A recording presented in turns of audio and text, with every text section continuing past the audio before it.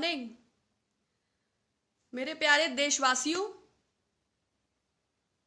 समस्त 130 करोड़ भारतवासियों से आवाहन। माननीय प्रधानमंत्री जी की अपील आप सबने सुनी होगी।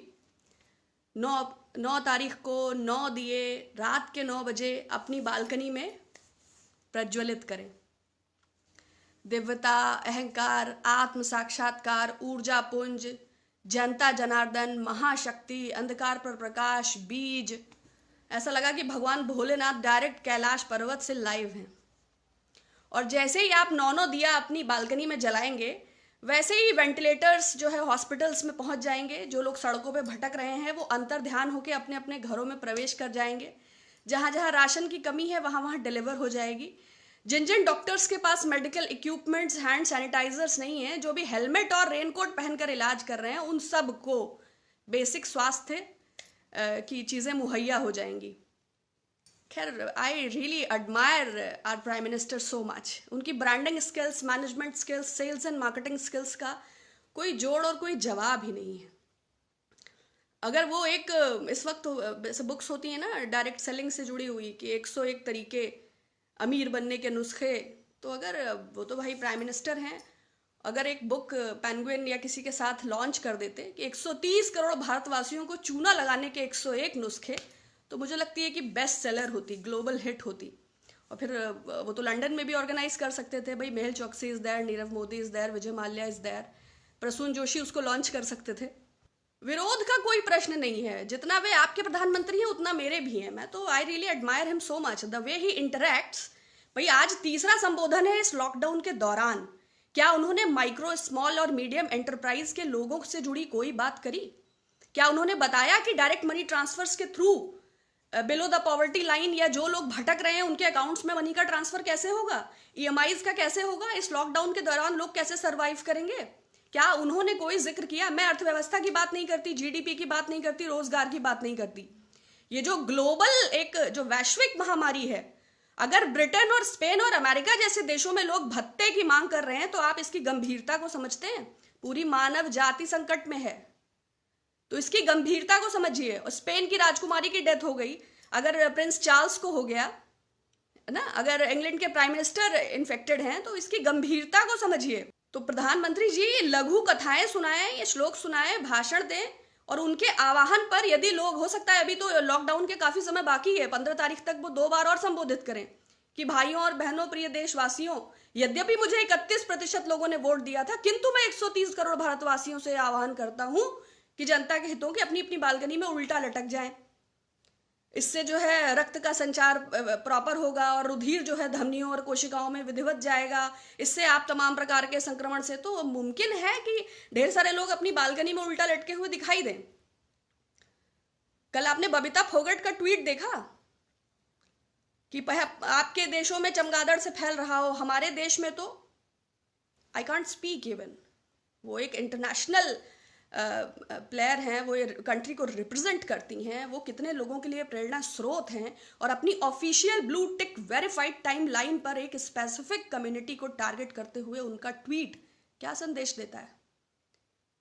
और बबीता फोगाट को छोड़िए, वो हरियाणा में अगर उनको थोड़ी सी भी बुद्धि है तो उनको चाहिए कि जो उनके डॉक्टर्स रेनकोट और हेलमेट पहन के इलाज कर रहे हैं, वहां हैंड सैनिटाइजर्स बांटे हैं तो खट्टर साहब का फोटो लगा हुआ है, तो बबीता फोगाट जी वहां कुछ सैनिटाइजर्स डिस्ट्रीब्यूट कर दें।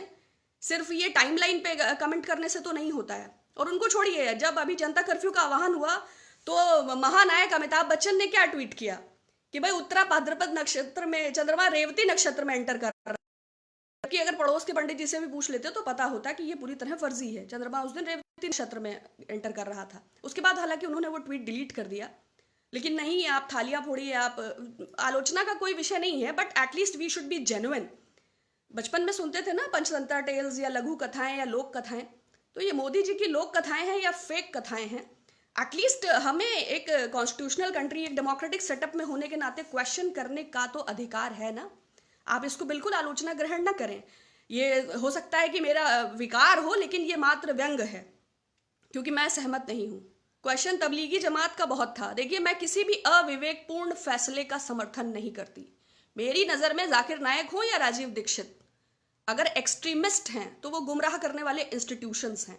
अगर वो ऐसे लोगों को एक्सपोनेंशियली ग्रो कर रहे हैं जो रिलीजन और पॉलिटिक्स के बीच का डिफरेंस नहीं समझते हैं, तो ऐसे अविवेकी लोगों को मैं कहीं से भी समर्थित नहीं करती। पूरा सहयोग करना चाहिए, शासन का, प्रशासन का, स्वास्थ्य कर्मियों का पूरा सहयोग। मुझे लगा था प्रधानमंत्री जी माफी मांगेंगे कि जो उनके चलते अव्यवस्था और अराजकता उत्पन्न हुई।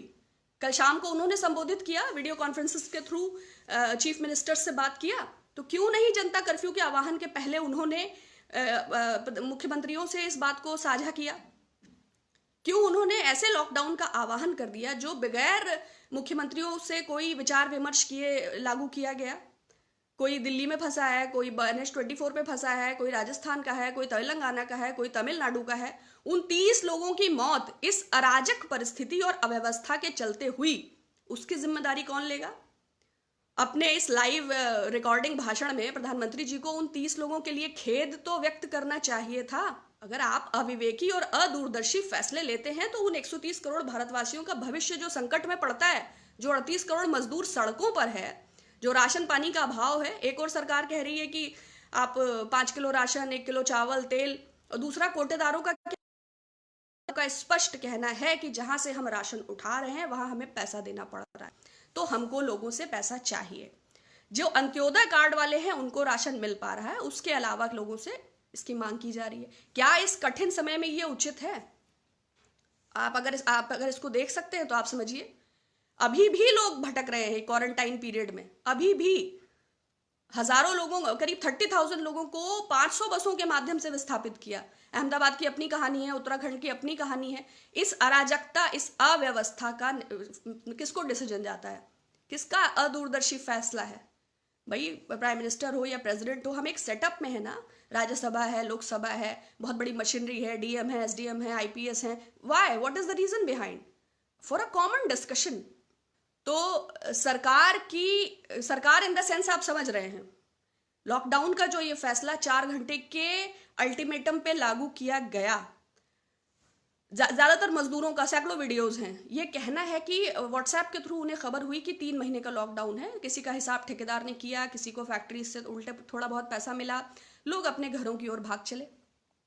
इसके बाद सुप्रीम कोर्ट में जो ये 2 याचिकाएं दाखिल हुई, उसमें इस बात का जिक्र हुआ कि ये जो फेक न्यूज फैली, अभी जो ये फेक न्यूज फैली, इसका भारत सरकार का सॉलिसिटर जनरल इसकी बारे में बोला उन्होंने कि इस फेक न्यूज के चलते लोगों में अफरा तफरी हो गई और वो अपने अपने गांव की ओर दौड़ पड़े और सोशल डिस्टेंसिंग जो है वो एक फ्लॉप हो गया। वो जो उसका मेन जो रूट कॉज था, वो पर्पस उसका डिफीट हो गया। तो सॉलिसिटर जनरल, तो इवन कोर्ट ने कहा भी, सॉलिसिटर जनरल ने ये एक्सक्यूज भी दिया कि media is not very responsible, और सरकार से का अनुरोध है इस जुडिशरी से कि मीडिया किसी भी कोरोना से संबंधित खबर को पब्लिश करने के पहले गवर्नमेंट को इन्फॉर्म करे या इसको प्रॉपरली वेरीफाई करे। What is the reason behind? ताकि सरकार की नाकामियां और सरकार की कारगुजारियां लोगों के सामने ना आने पाए। अभी फेक न्यूज के चलते, अगर इस व्हाट्सएप यूनिवर्सिटी में जो ये न्यूज खबर चली, क्या हम और आप सब नहीं जानते हैं कि 2014 के बाद सबसे ज्यादा फेक न्यूज की जो वेबसाइट्स हैं, जो पोर्टल्स हैं, कौन सा ऐसा ऑर्गेनाइजेशन है जिसके पास ट्रोलिंग का सबसे बड़ा संसाधन है? कौन सी वो वेबसाइट है और वो किस फासिस्ट विचारधारा को प्रोक्योर करती हैं? क्या आपको नहीं पता है? तो कोर्ट ने उसमें संज्ञान में लेके कार्यवाही क्यों नहीं किया? द वायर पे तो किया, द वायर पे किया। पहले भी जय शाह ने 100 करोड़ का डिफेमेशन द वायर पे किया था, अभी फिर किया। तो सुदर्शन न्यूज पे क्यों नहीं किया? वो तो काल्पनिक कथाएं दिखाते हैं। तमाम चैनल हैं जो बगदादी से, गद्दाफी से आगे बढ़ते ही नहीं है। और मैं तो कहूंगी कि एएनआई को क्यों नहीं रिपोर्ट किया? तो जो आपको लेके चले, जो आपकी फर्जी खबरों का लगातार प्रसारण करे, वो सारा जायज है, वो सारा वैलिड है। भाई गवर्नमेंट को आइडेंटिफाई करना चाहिए कि जिस फेक न्यूज के चलते, जिस व्हाट्सएप यूनिवर्सिटी, कहाँ से वो सोर्स हुई, कैसे वो पब्लिश हुई, कैसे इतना नहीं, बट उस पर कोई बात नहीं करना है। और गवर्नमेंट के पास पूरे अधिकार हैं। आईपीसी की धारा 188 के तहत, जो ये नेशनल डिजास्टर अधिनियम 2005, इसके तहत उसके पास पूरे अधिकार हैं कि वो इस अराजकता के लिए जिम्मेवार उस व्हाट्सएप को सोर्स आउट करके उस पर कार्यवाही करने का पूरा अधिकार है। लेकिन अब क्या पता वो किसकी मशीनरी है, कहाँ से निकल रहा है। तो बबीता फोगट का ट्वीट हो या अमिताभ बच्चन साहब का ट्वीट हो, सबको ताली बजाना है, सबको थाली बजाना है। कोई फिल्म से जुड़ी हस्तियां हैं, कोई, लेकिन मानवीयता का ध्यान रखें। अभी भी जो चीज़ें चल रही हैं, मैं आप सबको भी अनुरोध करूंगी अपने आसपास क्वारंटाइन का विधिवत फॉलो करें, लॉकडाउन का विधिवत फॉलो करें, सोशल डिस्टेंसिंग का पूरा ध्यान रखें, हैंड्स को सैनिटाइज करें, बार बार हाथ और चेहरे पर, नोज पर अपने हाथों को ना लगाएं। कहीं भी जहां कम्युनिटी है, जहां लोगों का जमावड़ा है, उससे पूरी दूरी बनाए रखें। और 21 दिन के लॉकडाउन के बाद भी आप अपना ध्यान। आप देख रहे हैं नेट्रिक न्यूज, साहस सच कहने का।